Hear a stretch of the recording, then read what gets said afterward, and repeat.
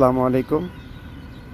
সকলকে অসংখ্য ধন্যবাদ জানাচ্ছি এবং অত্যন্ত দুঃখের সাথে বলছি মাঠটি কিন্তু এরকম ছিল না। আমাদের গত 16-17 ডিসেম্বর আমাদের মাঠে যে প্রোগ্রাম হয়েছে সেই প্রোগ্রামের চিত্র এটি। মাঠটি অনেক ভালো ছিল।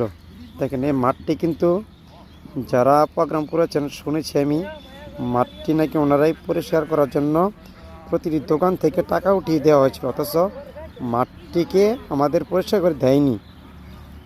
এবং আমাদের ভাই ব্রাদাররা সকলে মিলেই কিন্তু আজকে যারা মাঠে খেলাধুলা করি বাধ্য হয়ে নিরুপায় হয়ে নিজেরাই ময়লা পরিষ্কার করার জন্য উদ্যোগ নিয়েছি। কিছু করার নেই।